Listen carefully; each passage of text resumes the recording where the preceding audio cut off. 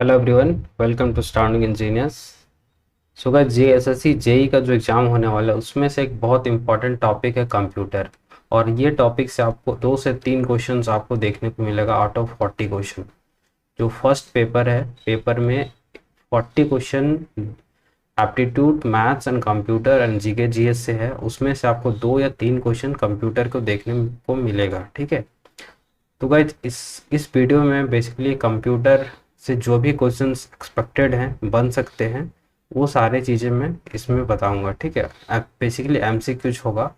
तो सबसे पहले बात करते हैं कि इंट्रोडक्शन में हमारा जो कंप्यूटर है उसका कंटेंट क्या है, सिलेबस क्या है।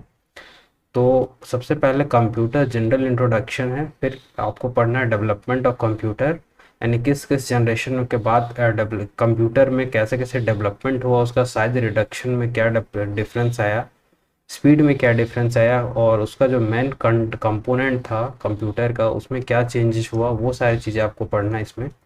फिर इनपुट एंड आउटपुट डिवाइस के बारे में पढ़ना है, फिर memory, personal computer, programming languages. आगे आपको पढ़ना है data representation and number system. फिर आपको सॉफ्टवेयर से रिलेटेड पढ़ना है, then internet, data communication, Microsoft Windows, ठीक है। तो इसमें से इम्पॉर्टेंट टॉपिक मैं बताऊं तो इसमें जो फर्स्ट है वो इम्पॉर्टेंट है, then development of computer, input output, ठीक है। बस ये जो बता रहा हूँ, इंटरनेट हो गया, डेटा कम्युनिकेशन, माइक्रोसॉफ्ट विंडोज़, ठीक है। इस इसमें से हमको जहाँ तक लग रहा है कि उतना इम्पोर्टेंट नहीं है। बाकी ये बहुत ज़्यादा इम्पोर्टेंट है। डेटा रिप्रेजेंटेशन और प्रोग्रामिंग लैंग्वेज के बारे में लिटिल बिट आपको जानना चाहिए, ठीक है।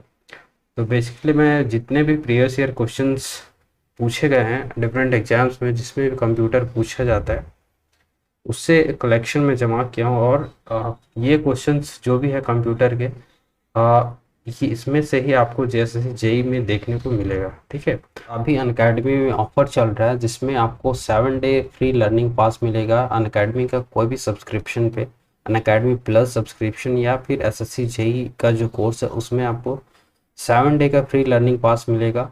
इसमें से आप वैलिडिटी की बात करें तो 9 से 12 तक की वैलिडिटी है, यानी कल ये ऑफ़र ख़त्म हो जाएगा। तो इससे पहले आप ये ऑफ़र ख़त्म हो जाए आपको इसका लाभ उठाना चाहिए। इसमें सिंपली आपको क्या करना है कि ऐसा क्यूआर कोड है इसको स्कैन करना, फिर SSC JE as your goal में रजिस्टर करना, फिर एक्टिवेट योर कोड करना है। यानी इस केस में आपको क्या यूज करना है, कैपिटल में ए यूज करना है, ठीक है, जो कि कोड है उसमें से आपको एक्टिवेट हो जाएगा।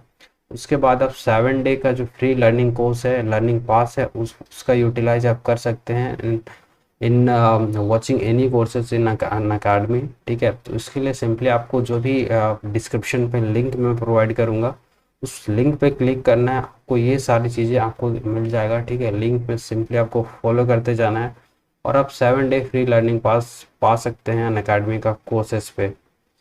तो गाइस ये वीडियो को पूरा देखिए, इसमें से ही आपको बहुत सारे क्वेश्चन देखने को मिलेगा। तो हमारा पहला क्वेश्चन है, main electronic part in first generation computer was. तो जो फर्स्ट जनरेशन कंप्यूटर था उसमें से जो मेन इलेक्ट्रॉनिक कंपोनेंट क्या था, सबको पता है वैक्यूम ट्यूब था, ठीक है। नहीं पता तो जान लो, वैक्यूम ट्यूब था फर्स्ट जनरेशन वाले में। और सेकंड जनरेशन वाले में जो मेन कंपोनेंट था वो था ट्रांजिस्टर था। उसके बाद था हमारा इंटीग्रेटेड सर्किट, ठीक है। और उसके बाद फिर था लार्ज स्केल एलएसआई, बेसिकली था लार्ज स्केल इंटीग्रेटेड सर्किट था, ठीक है। तो ये वो first generation, second generation, third generation and fourth generation का मेन कंपोनेंट था। तो ये एग्जाम में जनरली पूछा जाता है, तो यहाँ पे करेक्ट ऑप्शन हो जाएगा सी। अगला क्वेश्चन है, what is called data in computer. Computer में डेटा को क्या बोलते हैं? तो बेसिकली क्या बोलते हैं हम लोग, information containing number and symbol, ठीक है। तो ये हो जाएगा, सी नहीं होगा, डी हो जाएगा। नेक्स्ट क्वेश्चन है, सीपीयू स्टैंड्स फॉर। सीपीयू का फुल फॉर्म बेसिकली क्या होता है, central processing unit. Which is part of CPU. CPU का पार्ट क्या है? तो सीपीयू में बता दूं कि 3 चीज मेनली होता है। एक होता है एलयू होता है, ठीक है। और दूसरा होता है जो है वो है कंट्रोल यूनिट होता है। तीसरा होता है मेमोरी होता है। तो ये चीज़ें आपको ध्यान देना है। तो यहाँ पे ALU क्या है, अर्थमेटिक लॉजिक यूनिट है, CU कंट्रोल यूनिट है, तो ऑप्शन डी सही हो जाएगा। नेक्स्ट क्वेश्चन है व्हाट इज EDP। EDP का फुल फॉर्म क्या है, तो क्या होता है, इलेक्ट्रॉनिक डेटा प्रोसेसिंग होता है। ये भी क्वेश्चन जितने भी ले रहा हूँ प्रीवियस ईयर्स में पूछा गया है और ये क्वेश्चंस आने की चांसेस बहुत ज़्यादा है। अगला क्वेश्चन है function of CPU is. Main जो CPU है यानी सेंट्रल प्रोसेसिंग यूनिट है कोई भी कंप्यूटर का, उसका फंक्शन क्या है, ठीक है।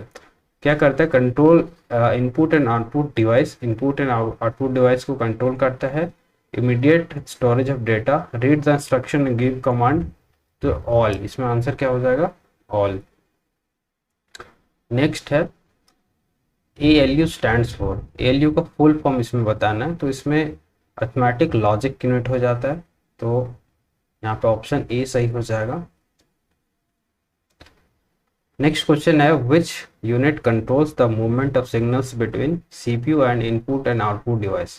कौन सा यूनिट है जो कि सिग्नल्स को कंट्रोल करता है, ठीक है। सिग्नल जैसे ही मूव करता है इनपुट टू CPU देन CPU टू आउटपुट, तो कौन सा यूनिट कंट्रोल करता है, तो इसमें कंट्रोल यूनिट होता है, वो कंट्रोल करता है।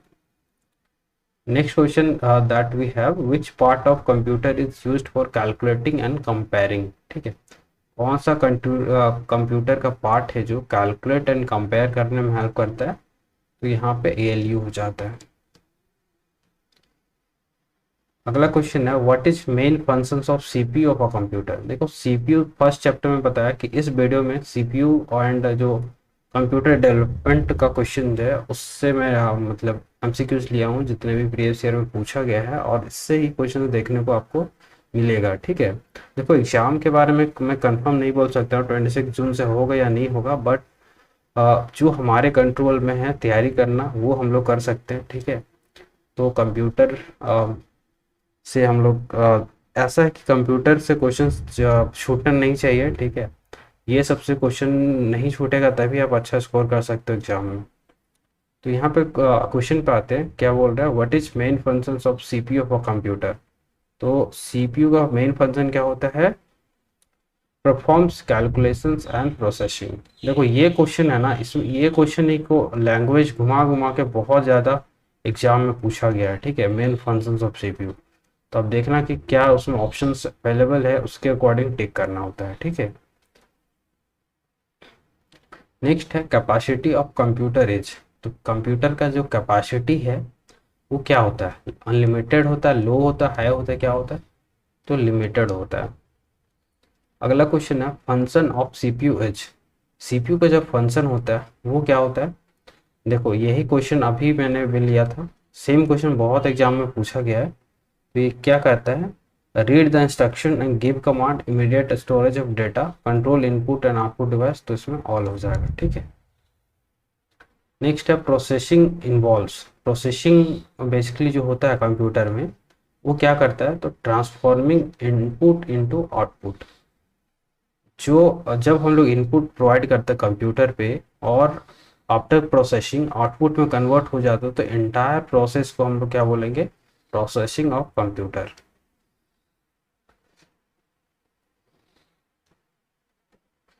अगला क्वेश्चन है a collection of unprocessed item. देखो जब भी हम लोग कंप्यूटर में इनपुट प्रोवाइड करते हैं और उसका प्रोसेस नहीं होता है तो उसको हम लोग क्या बोलेंगे कि डेटा है, ठीक है। और जब वो उसका डेटा का प्रोसेस हो जाता है तो वो क्या हो जाता है, इंफॉर्मेशन होता है। दोनों में लिटिल बिट डिफरेंस है, तो इसको आपको ध्यान रखना है। नेक्स्ट क्वेश्चन है this component are required to process data into information and consist of integrated circuit, ठीक है। तो यहाँ पे बोल रहा है क्वेश्चन कि कौन सा कंपोनेंट है जो जिसमें डेटा का प्रोसेसिंग रिक्वायर्ड होता है डेटा को इंफॉर्मेशन में कन्वर्ट करने के लिए, और वो इंटीग्रेटेड सर्किट से बना होता है। तो क्या हो जाता है, रीड ओनली मेमोरी, यानी रोम जो होता है एक्सटर्नल डिस्क होता है, एक्सटर्नल मेमोरी स्टोरेज होता है, उसमें ये फंक्शन होता है। गाइस नेक्स्ट क्वेश्चन है computers processor consist of the following parts. जो प्रोसेसर होता है कौन सा पार्ट से बना, तो अभी मैंने बोला था कि मेन जो कंपोनेंट होता है इसमें कंट्रोल यूनिट एलयू होता है, ठीक है। लेकिन यहाँ पे एक और होता है, मेमोरी भी होता है, लेकिन ये क्वेश्चन एसबीआई क्लर्क में पूछा हुआ था तो उसमें ऑप्शंस ऐसा ही था। तो यहाँ पे मेमोरी यदि ऑप्शंस में नहीं दिया रहेगा, लेकिन तब भी आपको टिक करना है वैसा ऑप्शन जिसमें control unit and arithmetic logic unit options में अवेलेबल हो, ठीक है। यानी C U and A L U दो मेन कंपोनेंट होता है कोई भी कंप्यूटर का प्रोसेसर का, that you need to remember. अगला क्वेश्चन है मॉडर्न डिजिटल कंप्यूटर यूजेज। देखो, digital computer and analog computer दोनों में डिफरेंस पता होना चाहिए। जो हम लोग कंप्यूटर यूज करते हैं, लैपटॉप वगैरह हो गया, डेस्कटॉप हो गया, वो डिजिटल कंप्यूटर हुआ, ठीक है। और वही बात करें एनालॉग कंप्यूटर, एनालॉग कंप्यूटर में हो गया आपका थर्मोमीटर हो गया, बैरोमीटर हो गया, तो वो सब एनालॉग हो गया, ठीक है। तो यहाँ पे जो डेटा यूज करता है कोई, यानी जो कंप्यूटर यूज करता है नंबर सिस्टम, वो क्या करता है, बाइनरी करता है, ठीक है। इसको ध्यान देना है, यानी 0 और 1 के फॉर्म में ही जो भी डेटा स्टोर करता है कंप्यूटर, 0 और 1 के फॉर्म में स्टोर करता है। नेक्स्ट क्वेश्चन है विच generation of computer is worked with Fortran, ठीक है। फॉर्ट्रेन एक प्रोग्रामिंग लैंग्वेज है, तो जो सेकंड जनरेशन वाला जो कंप्यूटर था उसमें फॉर्ट्रेन का यूज हुआ था, ठीक है। तो ऑप्शन सही हो जाएगा बी।